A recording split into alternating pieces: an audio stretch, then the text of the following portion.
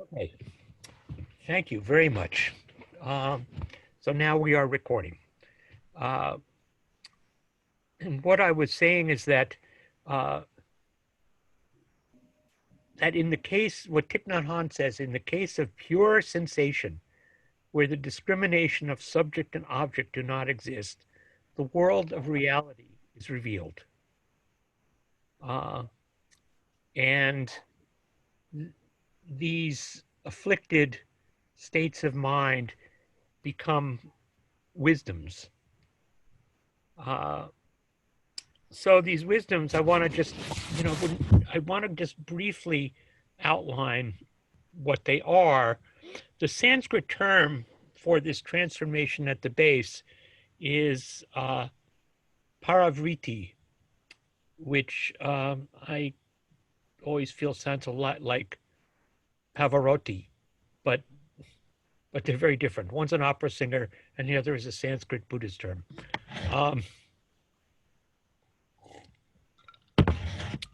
Paravriti in Zen is turning around the light of awareness from the place where we're caught in our own misconceptions.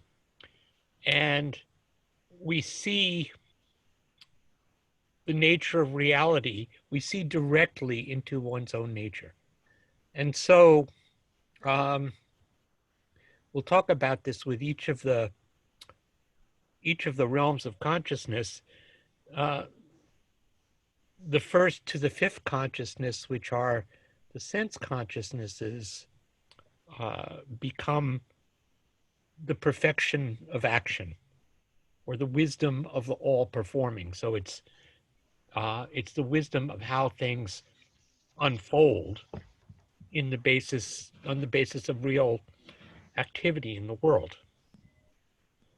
The sixth consciousness becomes the profound observing wisdom, which is the wisdom by which we take a step back from our activities, from our feelings, from all of those evaluative states of mind, um, and just watch how that's unfolding, watch how that process is unfolding, and see that all of our perceptions are the unfolding of this process of perfection, of this process of perception, which we talked about last week, which is the process of having an organ, say an eye, having an object. In this case, I'm looking at this cup, which also has an eye in it, and the consciousness, uh, mental function, which processes what I perceive in my organ. It's transmitted through the optic nerve to my brain, and then it becomes, we turn it into something based on our experience. Uh, so based on what's in our storehouse consciousness. So in this case, um, if you didn't know that this was a cup, and you didn't know that it was uh, constructed in such a way that it could hold the water that I'm drinking, you wouldn't know what the hell it is. Um, I think to some extent, we had a wonderful talk this morning by Yoni, um, and he was talking about uh, some of his conscious experiences, and in my own time, which was considerably earlier, with probably many of you, I had similar chemically induced experiences. And what I recall, I've told this often, what I recall on one such experience, which happened to be very strong, I was out, my friends were sort of shepherding me around because I needed somebody to be my caretaker because I wasn't functioning so well. And they bought me an ice cream cone and they put it in my hand. And for about 30 seconds, I did not know what the hell this thing was. I had no idea. It was like this cone-shaped thing with a mound on top, and I didn't know what you were supposed to do with it or what it was. And it's like that was perception before the interposition of consciousness, of alaya. Does that make sense to you? Do you know what I'm talking about? Um, so, so we have to, the alaya is constantly arising to tell us what is this thing that we're dealing with. And, to some degree, it's accurate. And to some degree, it's really inaccurate. And I think that we're experiencing this very much in this moment when we're really looking at issues of racial justice, because I may perceive somebody of a different color, different skin color, different size, whatever, and think that I know something about that person. That's the power of alaya and the power of what I'm calling imputation. And it's in this form, in its diluted form, it continues and deepens the delusion. So I think I know something about this person who's approaching me on the street, but really, I absolutely know nothing. Lori and I have been talking about this in the course of the last couple of weeks. And something she drew from Ibram Kendi's work, is you know nothing about a person on the basis of their skin color. And I've explored that because I noticed that I have some resistance to that idea. But the more I explore it, the more I realize that that's completely true. On the basis of skin color, I know nothing. I start to put together a story on the basis of all kinds of other cues. And it's not to say that that story is accurate, but the story on the basis of skin color, the story on the basis of any one factor that you see in looking at something is delusional. You have to, what the alaya is doing is putting together, it's making a compendium of our different experiences and melding it all together and throwing up both a concept and a word. So, like this cup it's a wonderful, I think it's from some cartoon character, and I'm blocking the name of the movie. Monsters Inc. Monsters Inc. Thank you. That's what it is. And I could say, oh, this thing is a green painting of Monsters Inc. And then I look at it, examine it all around. I say, oh, it's a cup with the Monsters Inc. face painted on it, which functions just as well as a cup and has absolutely nothing to do. Really, the Monsters Inc. is extra, and it's kind of amusing. So this is when we get to the sixth consciousness. The seventh consciousness, I'm sorry. The seventh consciousness, which is transformed. The seventh consciousness is the consciousness by which we create our sense of me and mine and I, and that is manas. And when that is transformed at the base, it becomes the wisdom of equality. So instead of, it shifts the ground from, instead of the entire world being centered in me, which is, mostly how we usually think, we realize that everyone and everything that we see has an equal place in the universe. And we have to take those things as we take those things on the ground of equality. And then this eighth consciousness, which is alaya, um, the wonderful quality of alaya is that it includes everything that we experience. And when that is included, and when it's transformed, then it becomes the great mirror wisdom. So it reflects, when it's transformed, instead of reflecting things in their individual nature, it's just reflecting everything, again, equally as shaped through the seventh consciousness. But it's like a mirror. A mirror holds up, it's like a pure mirror. So a pure mirror has no distortions. It has no curves. It just reflects everything that is held up in front of it. It does not discriminate, and it does not differentiate. It just reflects. So that is what happens. This is a long answer to Ross's inquiry. So it's not just that things are deconstructed, it's also that things are transformed into these four wisdoms. So that brings me to the second question that I had this week. I talked to Catherine Cascade, who some of you know in Oregon, who's a Zen teacher, and a wonderful friend of many of ours. And she wanted to know, why was I teaching this now? Why was I teaching about Yogacara?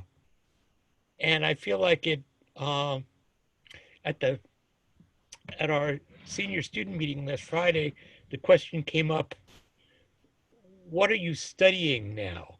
And that's a really good thing to ask all of you.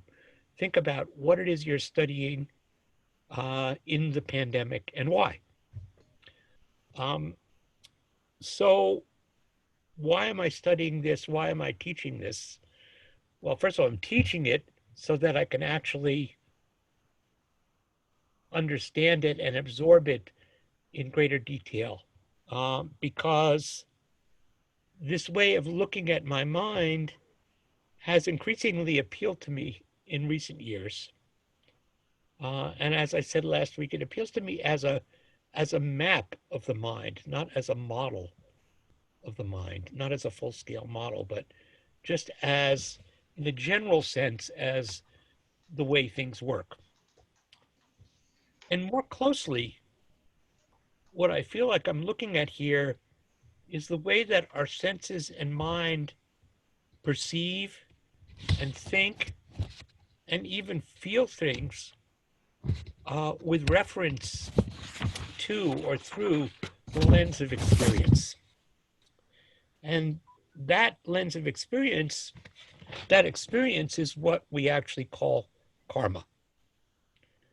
And so without exception, based on karma, based on our past experience, we construct or impute meaning to our thoughts and our perceptions. Based on our experience, we think we know what things are. And what we can begin to do by using this method, which is an analytical method, we begin to see what's distorted by those experiences and what's distorted by the way those experiences are filtered through our ego or our self-centeredness. And of course, the goal is the transformation of these senses, the transformation of our mind, leading to a so-called pure seeing. And I think, we're going to leave time to discuss what that might be as well. At the same time, the question that comes to me about learning this, the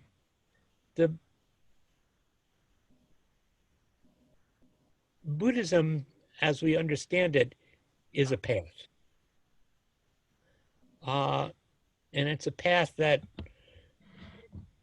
presumably leads from delusion to awakening. And the steps on the path are points of cultivation. And of course, we have a tension in the Zen tradition because it talks about sudden awakening, no steps, no stages, and yet we also encourage people to cultivate the virtues, cultivate the precepts, cultivate uh, the wholesome states of mind. So one way of looking at it is the beneficial actions that we do uh, lead others towards beneficial action themselves and to the healing of circumstances of their lives. And it does the same for ourselves. And so along the path, what we're doing by really looking at ourselves is we're gradually removing the veils that sit in front of our eyes. So that's why I'm studying this, to help myself see more clearly through the delusion of self, through self-centeredness, and thereby to help serve people more effectively.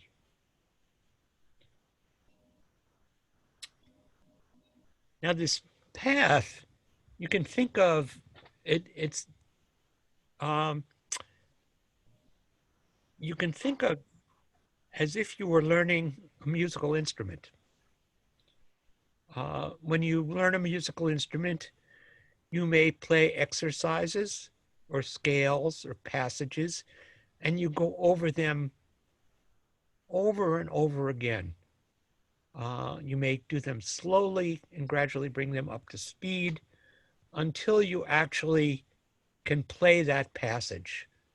And gradually you put those skills and abilities together, and you can play the whole piece of music. And playing the whole piece of music is the point, but practicing is the method. So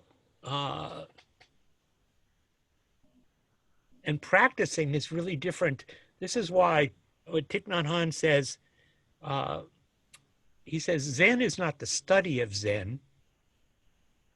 Zen is life, which is very much what Suzuki Roshi says, very much what Hozan, that's me, what Sojin says. And these doctrinal teachings, like Yogacara, are wonderful analytical methods, but they're not necessarily life itself. We have to translate this. It's like playing scales. And so when you play scales, the goal is not to play the scale really well. And so the method is not just to be a great analyst, but actually to apply this to our lives. In other words, the goal in the end is to be able to play a work of a piece of music in a way that is really thoroughly encompassed by your body, that you put your heart and your feeling into, and that you're free with.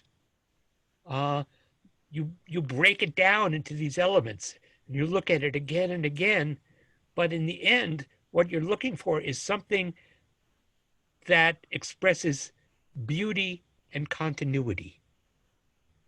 And that's the point. In one of Thich Nhat Hanh's book, he quotes one of his Vietnamese teachers, Thuy Trong Tong Si, said, "This marvelous piece must be played. What is the good of discussing a musical masterpiece? It is the performance that counts." And I would say it's the performance, having done a lot of performance, and some of you there, I'm sure, have similar experiences in various arts. That performance includes the mistakes, the hesitations, all of that is included. And when you're playing a piece of music, you don't stop. You just go on. When we make a mistake in our life, we don't stop. We just go on. We acknowledge the mistake, but if we stop on the mistake, then we're missing the rest of our life. So that's why I'm teaching it. That's why I'm teaching this. I want to let me stop there and just see if there are any questions based on this kind of rant that I've just laid out. If you have a question, you can raise your hand. You can raise your hand manually or electronically.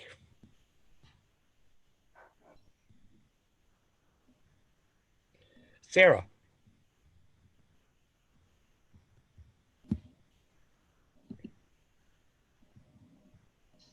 I see Sarah Lou. You can unmute yourself.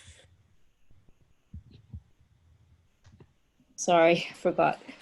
I have seizures which break the process of perception, break the link between mind and the senses. And there are a variety of types of seizures. Sometimes I'm really not at all present. And it's only in retrospect that I haven't lost consciousness, but only in hindsight am I aware that I've just had a seizure. Mm-hmm. At other times, if you show me a cup, I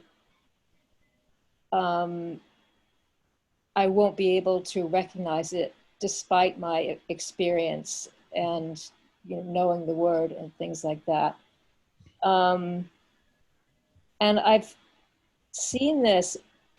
First of all, it's sort of debilitating in terms of daily life, including zazen if I'm having a seizure while I'm sitting. But I'm not sure how this fits in to the Yogacara. First of all, it's not continuous. Right. But when you were talking about the ice cream cone, that sounds familiar, only this is a sort of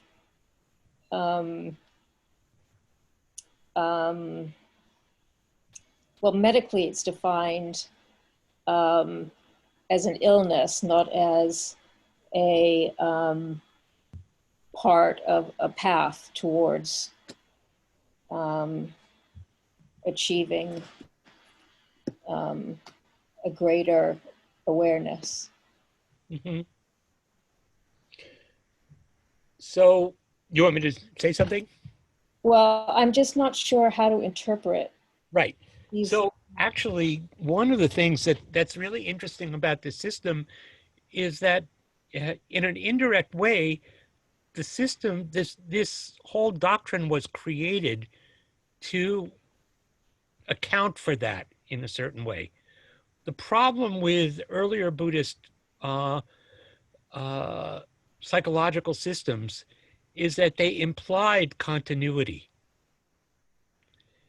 And so with the creation of Yogacara, it was a way to account for the fact that even if there's a break in continuity, we can renew continuity. So the break for all of us, and this is one of the dharmas which I'll mention in a few minutes. There's a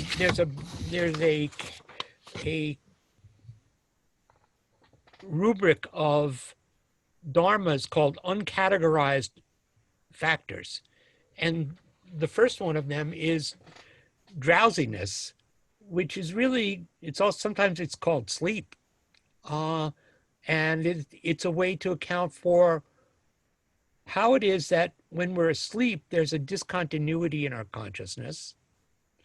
If we faint, there's a discontinuity in our consciousness. If we have a seizure, there's a discontinuity in our consciousness. And yet, because there is the alaya vijnana, the storehouse consciousness, when we awaken from that, when we return to what we think of as our ordinary consciousness, we have right away access to that whole store. So, you know, when we awaken, when we arise from fainting or we come out of a coma, in a general sense, uh, we're able to renew our perceptions. Now, of course, there are organic injuries which might block us from doing that, but the system was really designed to provide continuity in the face of apparent discontinuity. So I would say that. The other thing I would say is, please take care of yourself. That's most important, to be able to uh, take care of yourself, uh, to be in a safe place when you feel a seizure coming on, and to be kind to yourself as you're coming out of that, because it's that's a big deal. It's a real powerful thing. So does that speak to your Yes, very question? much so. Thank you very much. Yeah, it's really it's great. The system was designed to account for just that, because the previous Abhidharma didn't, but Mahayana Abhidharma does. Okay, So thank you. thank you very much. I see Kika's hand. Oh, yeah. I always draw things back to the Four Noble Truths, and I always say, okay, so how does this relate to the cessation, of suffering? And I know that alive in Yana, we can water certain seeds and not water those seeds, but can you say a little bit about how we can activate this model toward the cessation of suffering? Well, for me, I activate this model by, again, coming back to uh, my bumper sticker philosophy: don't believe everything you think. Uh, so if I look at a situation, I I will ask myself, what is it that I'm thinking? What is it that I'm feeling right now? And in a very practical way, uh, my practice, if you say something to me that really pisses me off, uh, I will I will feel that in an immediate way, right? We all do. Sometimes some people are quick, some people are less quick. Um, but that emotion, and that's just one of the strong emotions, those emotions are very strong. And that's an afflictive emotion, that's an afflictive dharma. And so as I proceed in practice, I can recognize, okay, this is an afflictive dharma, and I'm really feeling it strongly right now. And I literally ask myself, and I encourage you to do this, is like, this is what this feels very real right now. How is it going to feel in 2 hours? How is it going to feel tonight or tomorrow morning? The thing that, when the first impact of it arrives, it feels like it's the whole world, right? And it subsumes everything. But several hours later, maybe not, and it's like the inner news cycle has moved on, and then I can step back. I can take a step back. So I take a step back and say, okay,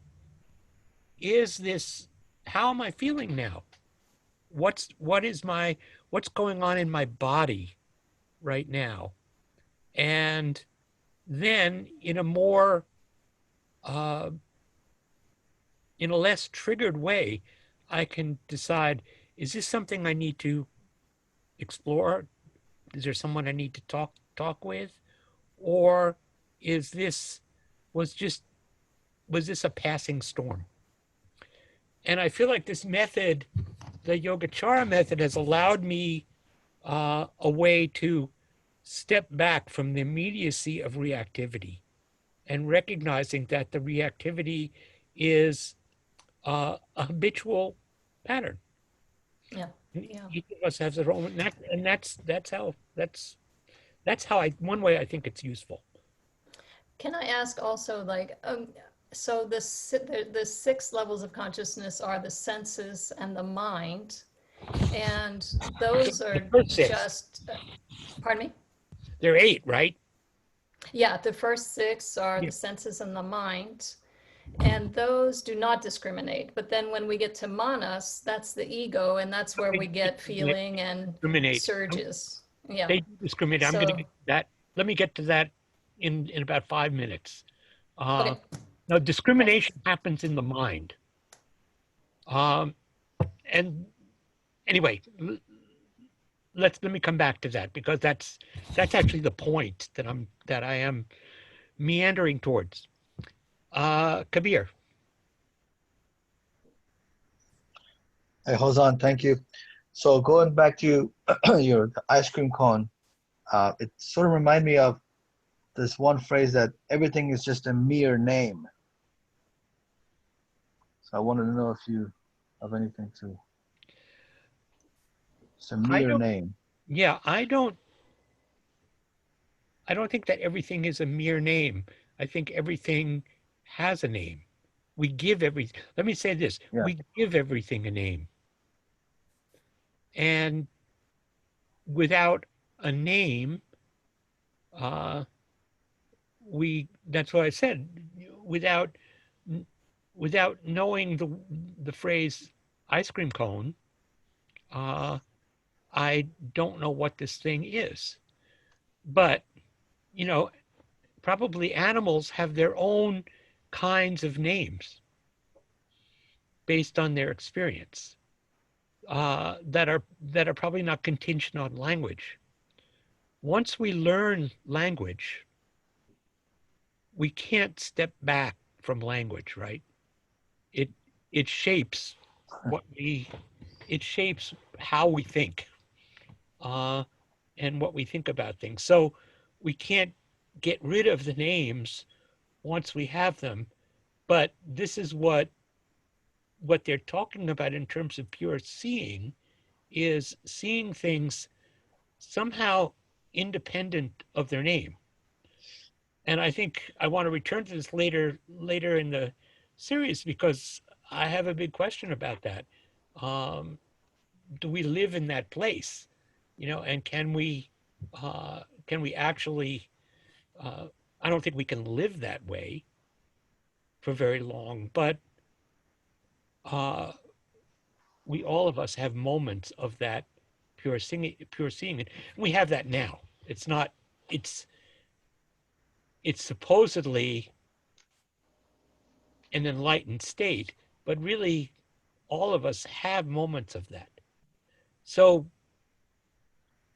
I would eliminate the word mere because just using that word has a reductive force.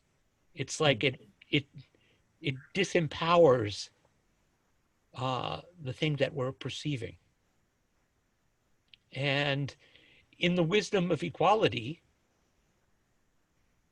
everything has equal value. Okay. Thank you. Okay. I'd like to move on if that's okay.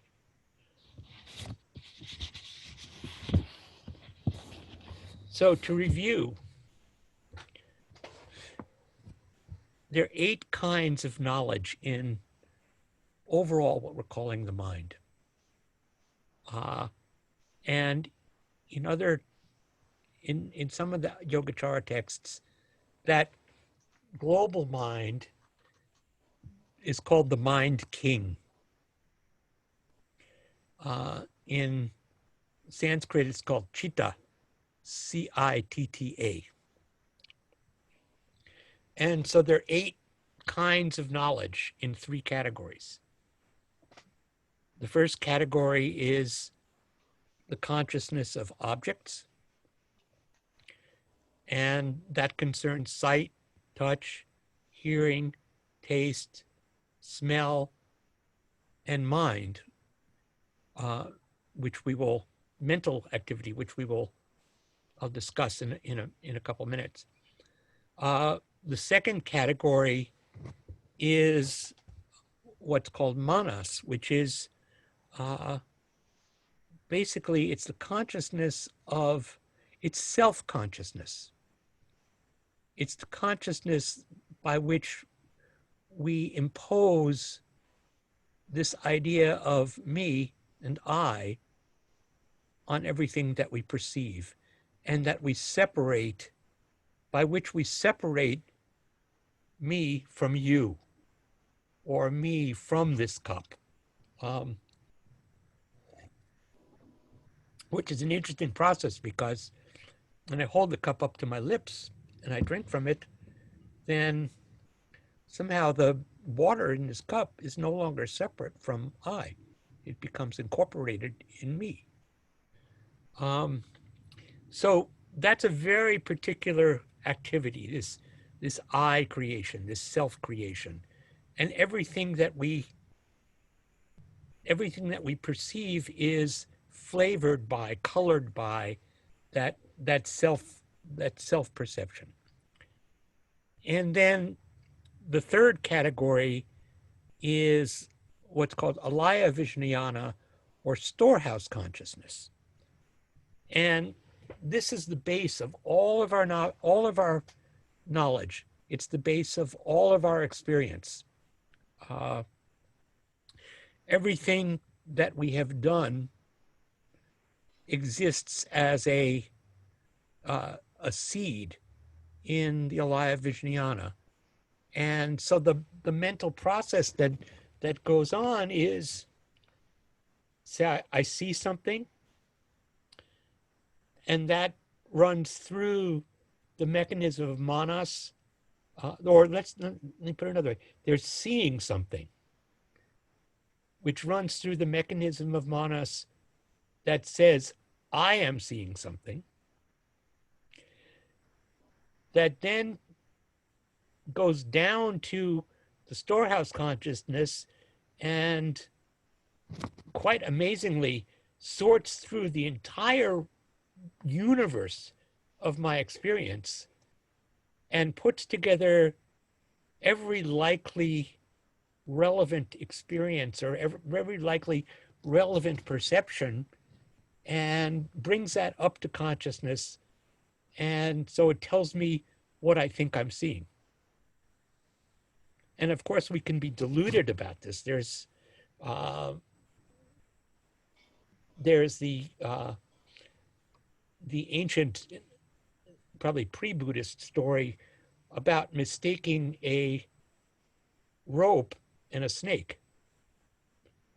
You know, a rope that's kind of winding around on the ground has many of the characteristics that our mind might recognize as a snake, or vice versa. And so we can be deluded by these experiences. You know, we can misidentify what it is that we're seeing, and we can take it for real. We can see a rope and scream and jump. Or we can see a snake and think that that's rope and just try to step over it and get bitten. And we see all these things in peculiar proportion. You know, what is it? Yeah, and I've done this too. What is it that makes me yell when I see a mouse? Totally harmless, minuscule little animal, but somehow it induces fear in me. And there's some culturally programmed response, I think. So that's really the quick review of these, of the mind king, of these categories of mind. Now, Mano Vijnana has, which is the mind function, that's the sixth sense, is very interesting in that it has two functions. One function is it has a coordinating function, that it takes the information that comes in through our sense organs, and it kind of shunts it to the various aspects of the various areas of our brain by which we can discern things, and it does it generally very effectively. Uh, usually we don't mistake a sight for a smell, uh, or something we feel for something we hear. So it takes the sense impulses that are coming in through my eye, looking at an object, and it directs it towards the visual part of my brain, and then back down to the Alaya Vijnana, and it says, oh, this is a cup and it's green and has a picture of a character from Monsters Inc. And I'm taking all that information and then bringing it back up and sorting it in a way that has some clarity and some specificity, whether it is accurate or not. And so that's one function of mind. The other function of mind, which is very interesting, is that for the mind itself is a sense organ. And so the way the external objects are for the function of our senses, our thoughts are the objects of our mind. Does that make sense? You follow me? So our thoughts are, I'll explain it a little further. So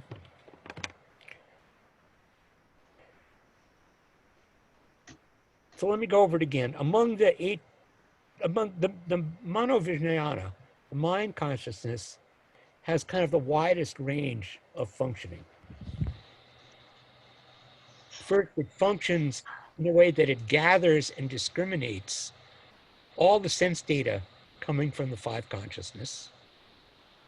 And it also works with past and future objects.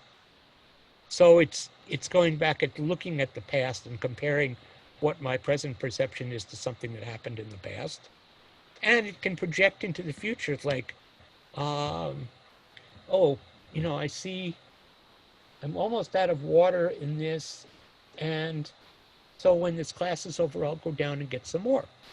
I can think about the future. So apart from this kind of sorting and coordinating function, the mind is also the home to all of our perceptions, our emotional feelings, our thinking, and our intention. And so it is the host, or the home of all these operations of consciousness. It's all taking place in the mind, wherever it is. I point to my head, but there's some question about where it is. It also may be in all the synapses of my body in different places. And so it also is the home to all of our afflictions, our misperceptions, it's where wrong views arise, and those arising views come up through the distortion of this self-centered part of the mind, manas.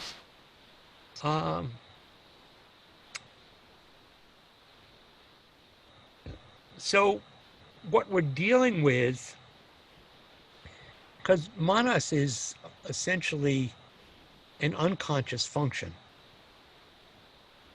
What we're dealing with in terms of mind consciousness is that this is the way we can work with our afflictions and our wholesome perceptions. And so one way that you can think of it is the mind king, which includes the six senses. It includes manas, includes alaya vijnana.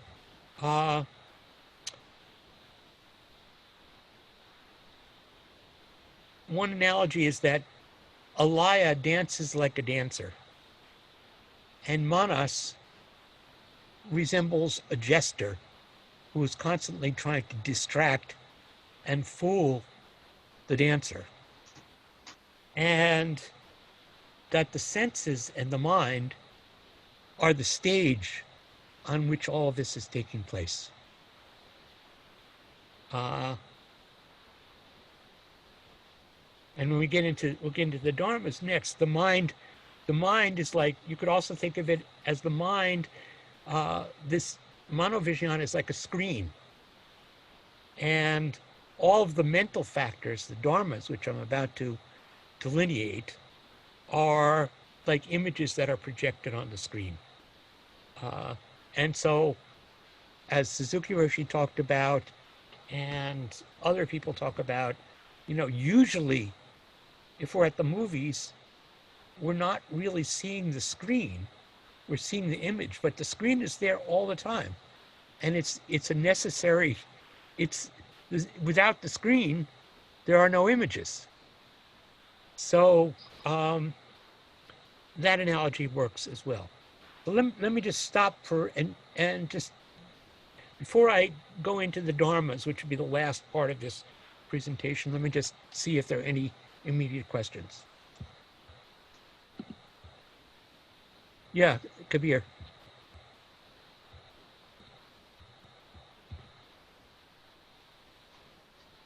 You're muted.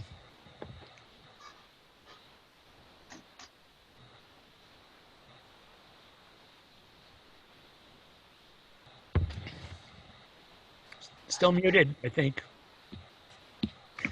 No, there you go, Kabir. Go ahead.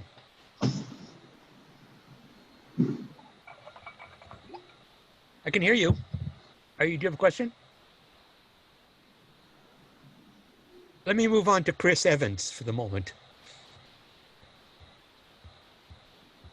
Thank you, Hozan. So it's pretty clear that the first six senses somewhere in the mind body, whether head to toe or the hairs or in the brain, the whole holistic. But the seventh, the manas, eighth, alaya, how do you pronounce that? Yeah. And perhaps even also the ninth. Is there any indication on where they reside? Those are all part of mind. Okay, that was perfect. Where that is, we can discuss. But they in the entirety, they comprise mind. Okay. All of it is mind. That's what I'm talking about. Is mind king is what comprises those three dimensions of mind. Okay, that includes the amala, the ninth as well. Alaya, yes, it does. Right. Not the ninth, the eighth. The eighth, okay, but not the ninth. Just to say, because I'll get to this in the last class. Some Yogacara systems project a ninth consciousness, which is basically Buddha consciousness. But let's forget about that for the moment. Other questions? Yoni. I'm not sure this question will make sense, but I'm having a hard time understanding where will, in like the sort of Schopenhauer sense of will, and what volition. What part of mind and consciousness does desire come from? Great. Okay. Let me just take one more from Joel, and then I will answer that question precisely according to Mahayana Abhidharma. Fortunately, I mean, I can't tell you myself, but the Abhidharma, the doctrine tells you. Joel. Yeah. Thank you, Hozan. Okay, I'm confused about the relation of Manas and Mano, I guess it is. And that's always confused me when you said that Manas is unconscious. That was very helpful. But anyway, if you can talk about the relation between seventh and sixth consciousness, I've always been vague about it. I Some, think this yeah. simply everything in the six consciousnesses, the five senses and mind consciousness, is accessible to us in a conscious way. Mhm. Manas is like a filter that we can't see, that makes us look at everything uh, in the context of me, and we tend not to see that. You can see it once it's been transformed. Then you can see, and we can see it. You know, if we look at our senses, if we look at our perceptions, which I'm just about to lay out, uh, in as we look at them carefully and in the process of our meditation, then we begin to see how we filter, how we make everything's about Joel, you know, how you make Joel the center of the world. Yeah, I don't make Joel the center of the world. I make Alan the center of the world. right. You know, um, and as we look, we can only find that out by actually looking at our thinking and beginning to see the ways in which that is a distortion. Yeah, And yeah. that's the purpose of this. Right. Well, it sounds like practice itself is that seeing, bringing to some degree of consciousness and deconstructing manas. That's that's true. And uh, for some of us, whatever we call practice may or may not be enough. Oh, I um, I understand. I think that it's not. This is in many ways a psychological system, and some of us need to look at this through a psychological lens. Mhm. Uh, just just sitting may or may not bring us to this awareness. So I'm aware of the time. I'd like to just very briefly lay out these these categories of dharmas, and I put them in the chat so you can all see it. And this gets to Yoni's question. It's not in So, the chat. can you see the chat, guys? It's not in there. Oh, So if you joined after the chat was posted, it won't be visible. So Oh, there it is. how about now?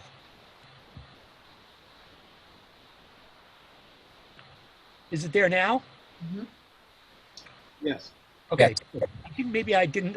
Put it in, but I didn't send it or something. So Yoni was asking, where does will come from? And this is basically the Abhidharma. There's a number of Abhidharma systems in Buddhism, and this is a Mahayana Abhidharma. Abhidharma is basically sort of the uh, Buddhist analytical commentary, and we're not going to go through this step by step, but what it does is it breaks down all of our mental functions into categories.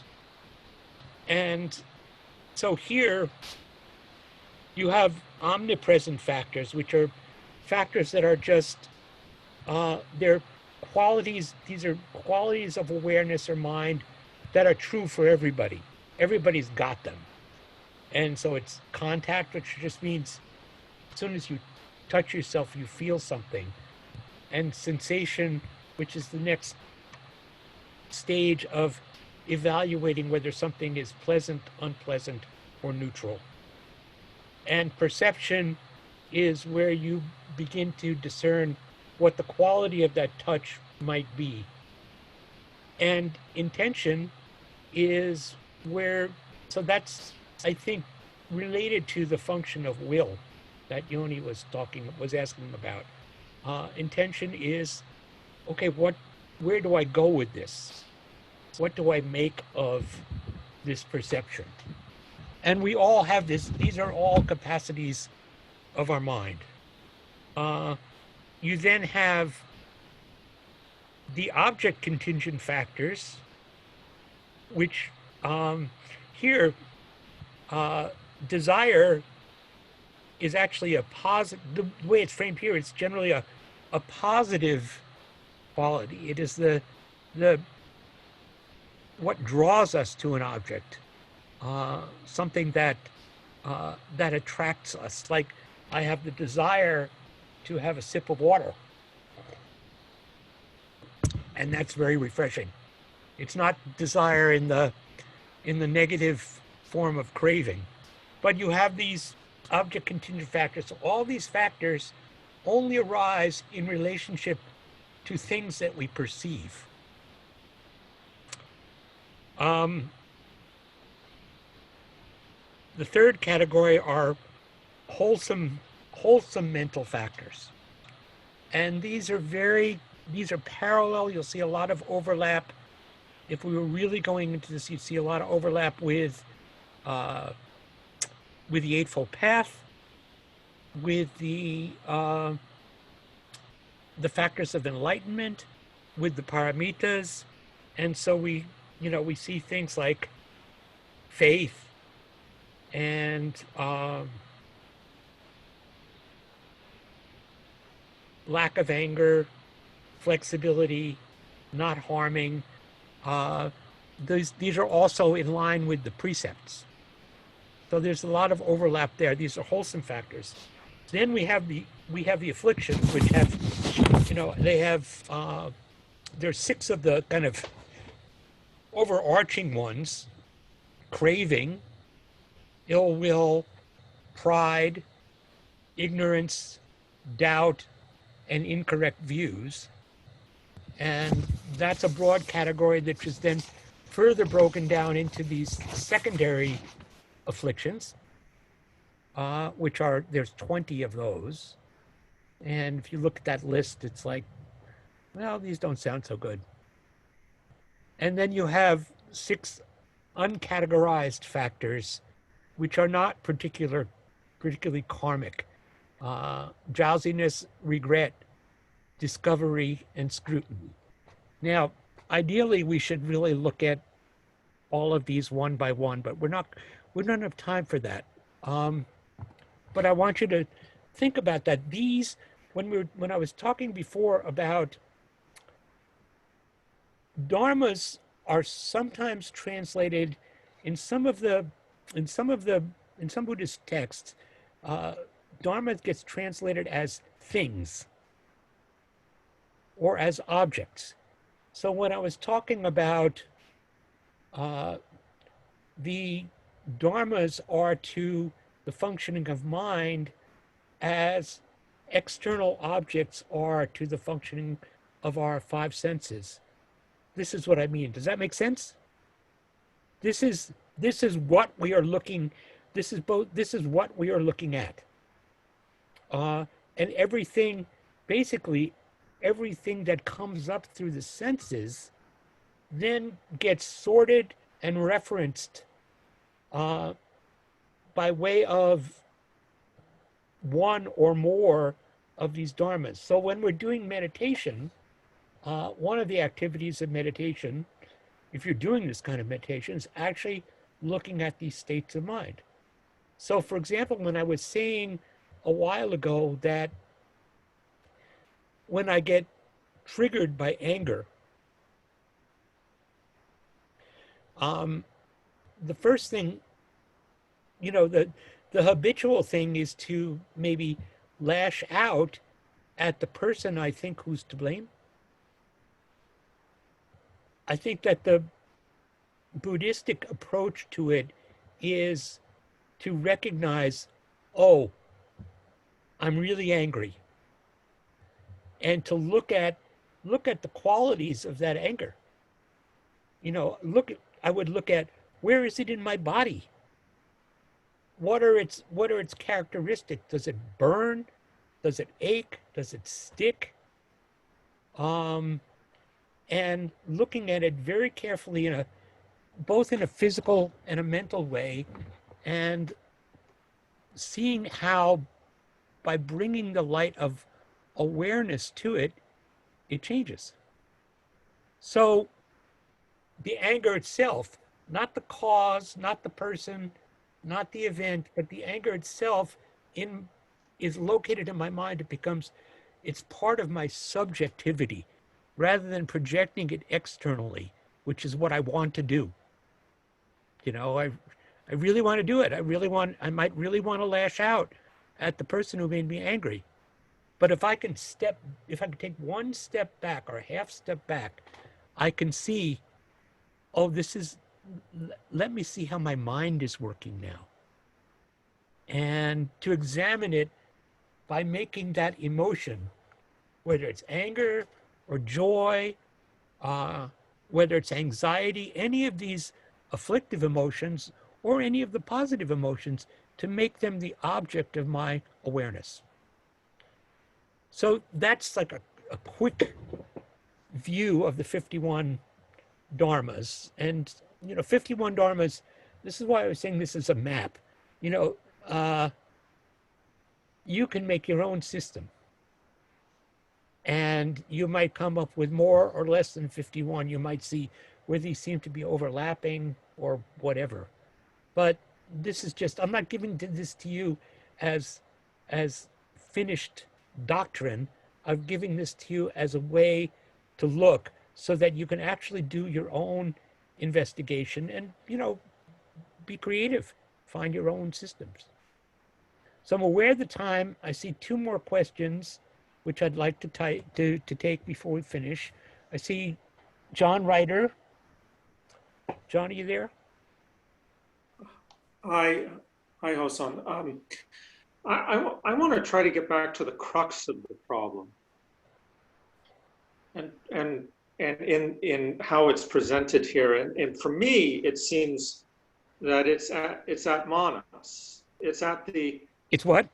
It's at the level of Manas. It's at the consciousness that is asserting the conceit of I am. Yeah, I think that's right.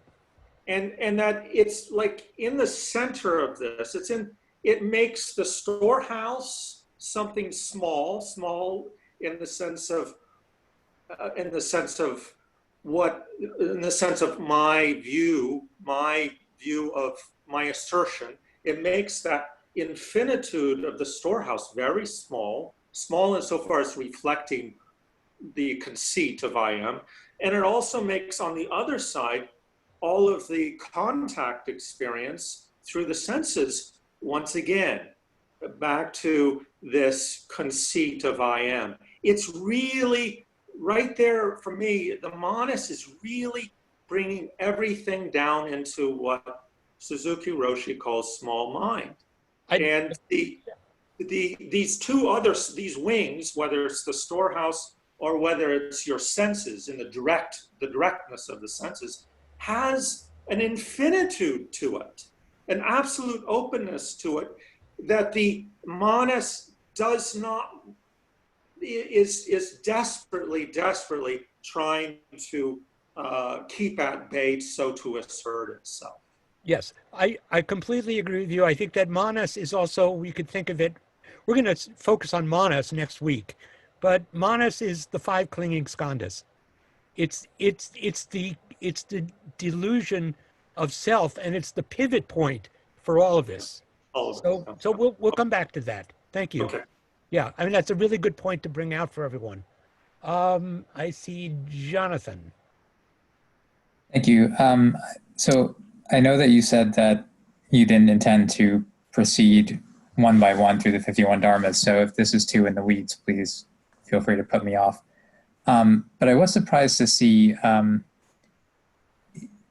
was surprised to see that the 11 wholesome factors lists indifference as one of those factors. And I think it's a bad translation. I think indifference is like equanimity, that Okay. means taking everything as it comes. I just think it's that I'm not in love with all the translations. This comes from Tagawa Shine's book Living Yogacara, which is very good, but I don't always think the English is so good. So yeah, I think that's what I mean. I think indifference is really taking everything as it comes. Not it's what the fourth answer just said. The great way is not difficult for those who only can avoid picking and choosing. That's what indifference means. Thank you. Okay. Susan had your hand up. I don't know if you do any more. Well, can you hear me? Yes, this will be the last question. All right. I put it down because I saw the time. But when you were talking about this investigation that you were talking about, and you're using anger as an example, it seemed like what that is curiosity, developing curiosity. Well, it's one of them. So, we have all these overlapping systems, right? One of the first things that when I first came to BZC, this is like 35 years ago, Sojin Roshi was talking a lot about these early Buddhist Dharma systems. And he was talking about the hindrances. He was talking about the factors of enlightenment. He was talking about the Eightfold Path. And one of the factors of enlightenment is investigating the dharmas. And I think that's what you're talking about. Well, I mean, what struck me when you were talking, and actually earlier when you said we need to see things independent of their name. In order to do that, our practice cultivates curiosity. Yes. And some kind of spaciousness that allows the cultivation of curiosity. But I didn't see those words there, and maybe those are considered wholesome factors, or they're just not in this system. I'm looking. I will investigate this for next week, but I feel like it's included in there. I don't know to which, when you look at these commentaries, the commentaries are kind of endless. And so they keep breaking stuff down, but I will look and see if that investigation or that inquiry is actually interpretively located in one of the. It's in the sixth Dharma, the neither this nor that Dharma. Discovery is how I see it there. It might be, yeah. But it also seems to me, particularly at the beginning of your talk, when you were talking about race and recognizing, thinking that there's some idea related to race, skin color, that these are really important factors, curiosity and spaciousness, that allow us to take time to see that what we see is maybe not what we see. Right. And that what gets in the way is our kind of clutching at the notion of I and the fear of what we might lose, what might be taken away from us.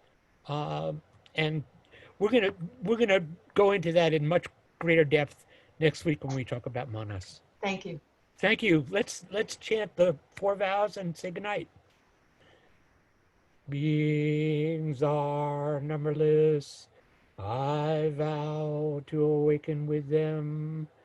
Dharmas are endless. Gates are endless. I vow to enter them. No, I left one out. Somebody do it. Somebody else do it. Unmute yourself and do it. All of you. Beings are numberless. I vow to awaken with them. Delusions are inexhaustible. I vow and Dharma gates are boundless. I vow to enter them. Buddha's way is unsurpassable. I vow to become it. Thank you all so much, and I'll see you next Monday.